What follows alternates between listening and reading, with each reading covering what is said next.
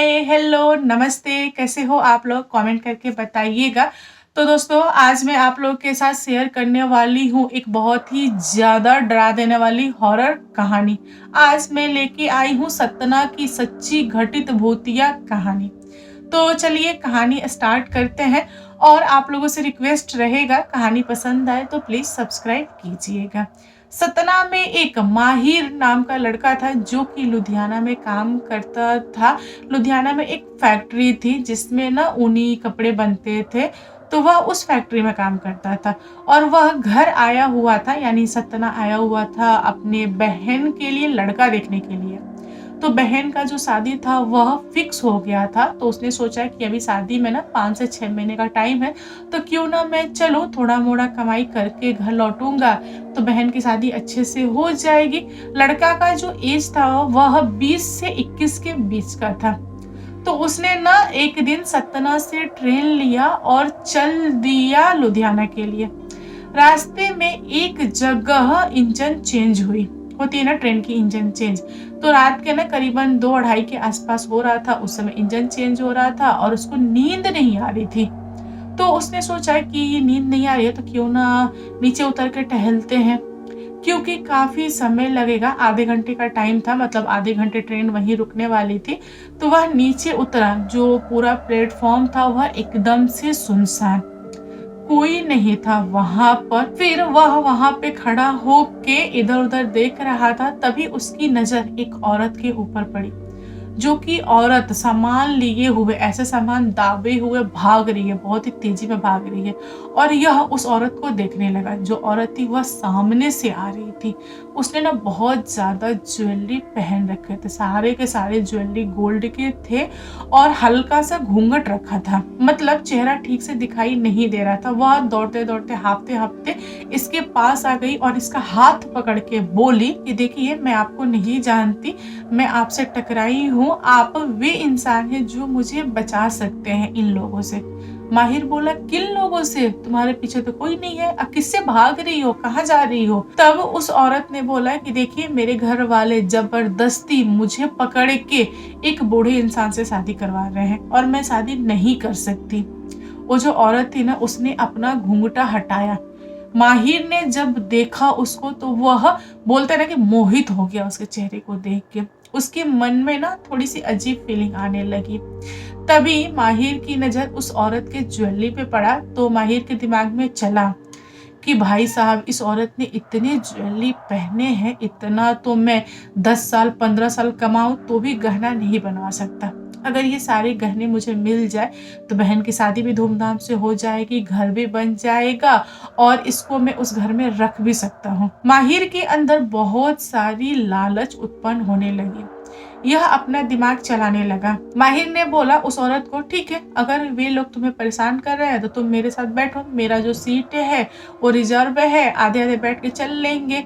मैं जा रहा हूँ लुधियाना, तुम मेरे साथ चलो। तब उस औरत ने बोला कि नहीं, अगर ट्रेन में बैठेंगे तो वे लोग पुलिस से ढूँढवा लेंगे। एक काम करते हैं ना कि जहाँ मैं बोलती हूँ तुम वहाँ चलो। मैं बहुत बार अपने घर से ऐसे ही भागी हूँ और मैं हर बार बच जाती हूँ। मेरी ही छोटी-मोटी गलती की वज़ह से मेरे घरवाले मुझे पकड़ लेते हैं एंड फिर शादी के लिए फ़ोर्स करते हैं। तो यहाँ पर माहिर ने कुछ भी सोचा नहीं, उसने बोला कि ठीक है चलो। माहिर बोला कि रुको मैं अपना सामान लेके आता हूँ ट्रेन से। जो औरत थी उसने माहिर का हाथ नहीं छोड़ा, बोली कि नहीं, सामान भूल जाओ। अगर तुम जाओगे सामान लेने के लिए तब तक बहुत देर हो जाएगा, वे लोग आ जाएँगे, चलो। यहाँ पर माहिर के दिमाग में आया कि मेरे बैग में है क्या? 2-3 कपड़े हैं, चले जाएँगे, चले जाएँगे और इस लड़की के पास इतने सारे ज्वेलरी हैं, ये लड़की मुझे दोबारा नहीं मिलेगी। वह उस औरत के पीछे-पीछे हो लिया। जो औरत थी वह आगे का लगी दौड़ने और ये पीछे-पीछे जाने लगा। उसने ना माहिर को प्लेटफ़ॉर्म से नीचे उतारा। जैसे ही माहिर नीचे उतरा उसको ना सामने अंधेरा दिखाई देने लगा। एकदम अंधेरा था, कोई रोशनी नहीं। माहिर बोला कि हम लोग जा कहाँ रहे हैं? आगे तो कुछ दिखाई नहीं दे रहा है। उस औरत ने बोला कि आप चलते रहिए। आपको मुझ पे विश्वास है ना? बस आप चलिए। माहिर ने सर डुला दिया कि हाँ, है विश्वास। ये उस औरत के पीछे-पीछे हो लिया। वह औरत इसको कहाँ लेके गई किसी को कुछ भी पता नहीं। ट्रेन जो थी वह टाइम से खुल गई और जहाँ जाना था ट्रेन चली गई। माहिर के घरवालों को लगा कि माहिर पहुँच गया होगा, पहुँच जाने के बाद से खुद ही कुछ ना कुछ मैसेज छोड़ेगा कि हाँ, मैं पहुँच गया। लेकिन माहिर ने मैसेज छोड़ा ही नहीं। घर वाले थोड़े से परेशान हुए कि अरे, बेटे ने पहली बार ऐसा हरकत किया है कि गया और उसने कोई मैसेज ही नहीं छोड़ा। हो सकता हो कि बिजी हो। घर वालों ने भी इसको टाल दिया। लेकिन माहिर की माँ थोड़ी-सी परेशान थी। वह बार-बार बोलती थी कि नहीं, मेरे बेटे के बारे में पता कीजिए, मेरा बेटा ठीक नहीं है। अगर ठीक होता तो मैसेज छोड़ता ही छोड़ता। अगर मैसेज नहीं छोड़ता तो लेटर लिख देता। लेकिन मुझे नहीं लग रहा कि मेरा बेटा ठीक है। माँ के अंदर ना एक अजीब फीलिंग उठ रही थी। घर वालों ने बोला कि तुम ज़्यादा सोच रहे हो, रहने दो, इतना मत सोचो। माहिर को गायब हुए 4-5 महीने हो चुके थे। माहिर के जो बहन का शादी का डेट था वह एकदम पास आ गया था, फिर भी वह लड़का कमा के नहीं लौटा। घर वाले के दिमाग में ना उल्टी-सीधी बातें चल रही थी। घर वालों ने बोला कि पता करने जाए क्या? फिर कुछ लोग बोल रहे थे नहीं, नहीं, वह शादी के दिन तक आ जाएगा, आप लोग उसको ढूँढने मत जाओ। ढूँढने जाओगे तो घर का काम कौन करेगा? बेहतर है कि बारात आने वाली है, आप ना तैयारी करना स्टार्ट कर दो। घर वाले सारे लोग जुट गए शादी-वादी में। जो माहिर था वह शादी के दिन तक घर नहीं पहुँचा। तो घर वालों का जो शक था वह एकदम कन्फर्म हो गया कि माहिर के साथ कुछ तो हुआ है। लेकिन द्वार पे बारात थी। घर वाले कैसे बारात छोड़ के माहिर को ढूँढने निकलते। बड़े बुजुर्ग लोगों ने बोला कि एक काम करो, शादी-वादी कर लो, बाद में देखते हैं कि माहिर के साथ क्या हुआ है। माहिर के बिना उसकी बहन की शादी हो गई, विदाई हो गया, सब कुछ हो गया। माहिर की माँ बहुत ज़्यादा रो रही थी, मतलब विदाई के अगले दिन।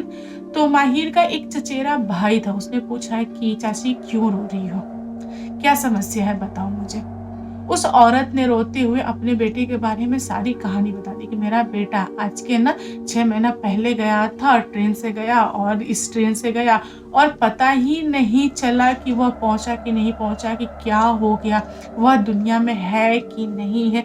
मुझे नहीं पता, मैं अपने बेटे के बिना नहीं जी सकती। अब उस औरत का रोना देख के माहिर का जो चचेरा भाई था, उसको ना थोड़ा-सा अजीब लगा। उसको लगा कि माहिर के साथ ज़रूर कोई ना कोई उटपटांग हरकत हो गई है। तो उसने बोला चाची को कि चाची तुम रुको, मैं जाता हूँ उसको देखने के लिए। माहिर की चाची बोली कि ठीक है बेटा, तू जल्दी आ जाना, तू पल-पल की खबर देते रहना। ऐसा ना हो कि तेरे साथ कुछ हो जाए तो तेरी माँ मुझे ज़िंदा नहीं छोड़ेगी। माहिर का चचेरा भाई खाना पैक किया, सामान लिया जो भी उसको लेना था और वही ट्रेन लिया जिससे माहिर जा रहा था लुधियाना। वह रास्ते में कई जगह स्टेशनों पे उतर के पता नहीं क्या ढूँढ रहा था, लेकिन काफ़ी समय तक उतरा। जब ट्रेन चलने लगी फिर ट्रेन में चढ़ जाता था। ऐसे करते-करते माहिर का भाई उस स्टेशन पे पहुँच गया जहाँ पर माहिर उतरा था और उसको एक लड़की टकरा गई थी। यहाँ पर फिर से इंजन चेंज हो रहा था और वह लड़का उतर के चारों तरफ घूम रहा था। तभी उसके साथ भी सेम वही घटना घटित हुआ जो माहिर के साथ हुआ। उससे भी एक लड़की टकरा गई। यहाँ पर लड़की ने मोहन का हाथ नहीं पकड़ा। मोहन उस लड़के का नाम है जो माहिर का चचेरा भाई था। मोहन ने क्या किया कि उल्टा उस लड़की का हाथ पकड़ लिया और बोला चलो तो मेरे साथ। लड़की एकदम से झटके में, लड़की को समझ नहीं आया कि इस लड़के ने कैसे हाथ पकड़ लिया। लड़की का प्लान ही फेल। लड़की बोली कहाँ ले जाओगे? मोहन ने बोला मैं तुम्हें वहां ले जाऊंगा जहां पर तूने मेरे भाई को लेके गई हो। बताओ मेरे भाई के साथ तुमने क्या किया? अब लड़की को झटका लगा। बोला कौन सा भाई? मैं किसी के भाई को नहीं जानती। मोहन बोल रहा नहीं, मुझे पता है कि तुम ही ने इसी स्टेशन से गायब किया मेरे भाई को। बताती हो कि नहीं बताती हो? वह लड़की बोल रही है कि नहीं मुझे नहीं पता है, मुझे जाने दो, मुझे क्यों पकड़ लिए हो? मुझे जाने दो। मोहन उस लड़की को 2 चाटा खींच-खींच के मारा। वह लड़की हवा में उड़ गई और ही करने लगी और बोली कि तुमको क्या लगता है कि मैं नॉर्मल लड़की हूँ जो तुम मुझे मारोगे और मैं तुम्हें जाने दूँगी? आज मैं तुम्हें खाऊँगी। अब यहाँ पे मोहन बोला कि उतर जा नीचे, दम हो तो छू के दिखा मुझे। तुझे क्या लगा कि मैं नॉर्मल हूँ? हाँ? इतने बड़ी चीज़ के लिए निकला हूँ, तुम्हें क्या लगा नॉर्मल हो? तुम मुझसे ऐसे ही टकरा गई? हाँ? तुम भूल गई हो, मैंने तुम्हें पकड़ा है, तुमने मुझे नहीं पकड़ा है। वह औरत कोई नॉर्मल औरत नहीं थी, वह चुड़ैल थी और वह उड़ने की बहुत कोशिश कर रही थी कि उड़ के मैं बाहर निकल जाऊँ एक एरिया से, लेकिन वह निकल नहीं पा रही थी। यहाँ पर मोहन ने उस एरिया को बांध दिया था। मोहन कोई नॉर्मल लड़का नहीं था। मोहन कामाख्या से लौटा था। वह कामाख्या के जो होते हैं ना अघोरी, उनके साथ रहा था, उनसे विद्याएँ सीखा था। तो उसके लिए मामूली से भूत, प्रेत, चुड़ैल वगैरह तो ये सब मामूली थे। उसने बोला कि जब तक तुम हामी नहीं भरोगी, जब तक तुम बताओगी नहीं कि मेरा भाई कहाँ है माहिर, तब तक मैं तुम्हें छोड़ूंगा नहीं। दोस्तों, चुड़ैल की जो यादें होती हैं बहुत ही ज़्यादा तेज होती हैं। उसने जैसे ही माहिर शब्द सुना, उसको याद आ गया। उसने बोला कि मैं तुम्हारे भाई को बहुत पहले, यानी कि कई महीने पहले छोड़ दी थी। वह मुझे कुछ ज़्यादा ही भाग गया था, वह ताज़ा था, उसका जो ब्लड था ना वो ताज़ा था, इसलिए मैंने उसका ब्लड पिया, मतलब मुझे जितना चाहिए था। बाद में उसको अधमरा करके छोड़ दिया, कहीं पड़ा होगा। यह सुनते से मोहन की आंखों से आंसू आ गया। मोहन बोला कि ठीक है, मैं अपने भाई को तो ढूंढ ही लूंगा, लेकिन तुम चाहोगे कि मैं तुम्हें आजाद कर दूं, तुम किसी और को फंसाओ, आज तुम उसका खून चूसो, ये हो नहीं सकता। मोहन ने उस चुड़ैल को पकड़ के अपने बस में किया और बोला कि मैं तुम्हें डायरेक्ट कामाख्या में आजाद करूंगा, चलो। और उस समय के बाद से उसने अपने भाई को ढूंढना स्टार्ट कर दिया। कई दिनों की खोज के बाद उसके भाई का पता चला। उसका जो भाई था ना, वह एकदम से पागल हो गया था, अधकपारी हो गया था, दाढ़ी बड़े बड़े, बाल बड़े बड़े, एकदम से हड्डी। जो लड़का एकदम से सुंदर तरोताजा था, वह यूं हो गया था। उसकी छाती के ना पूरे बाती दिखने लगे थे। आधे कपड़े पहने थे, आधे कपड़े नहीं पहने थे, नंगा पुंगा घूम रहा था, कुछ भी पा रहा था, कुछ भी खा रहा था, कुछ भी पी रहा था। उसकी जो दिन दशा थी बहुत ही ज्यादा खराब थी। मोहन ने जैसे ही अपने भाई को देखा तो गले लगा के रोया, उसको नहलाया धुलाया, दाढ़ी वाड़ी काटा, मतलब सब कुछ सही किया। उसके बाद अपने भाई को घर पे लाया। घर वाले देख के लगे रोने। घर वालों ने कभी नहीं सोचा था कि ऐसी कंडीशन में उनका बेटा मिलेगा। मोहन ने सबको पूरी की पूरी कहानी बताई। घर वाले के रोंगटे खड़े हो गए। घर वालों ने बोला कि तुम्हारा बहुत बहुत धन्यवाद बेटा, तुमने मेरे अधकपारी बेटे यानी पागल बेटे को बचा लिया, इतना ही बड़ा है। कम से कम इतना तो सबूर है कि मेरा जो बेटा है वह पागल है लेकिन मेरे सामने जीवित तो है। माँ जो थी वह थोड़ी खुश हो गई क्योंकि उसने बेटी को देखा था ना, बेटी को गले लगाई, रोई और उसने बोला कि मैं आज के बाद से अपने बेटे को कहीं भी जाने नहीं दूँ। उस दिन के बाद से माहिर उसी घर में रहा। वह कहीं आने जाने लायक नहीं बचा था। उसका जो दिमाग था वो काम नहीं कर रहा था, लेकिन घर में रहा। घर वालों को इतना ही सुकून था। तो दोस्तों, आप लोग बताओ आज की कहानी आप लोगों को कैसी लगी? कहानी पसंद आए तो प्लीज लाइक एंड शेयर कीजिएगा और मेरे चैनल पे न्यू आए हो तो चैनल को सब्सक्राइब करना। Thank you, bye bye.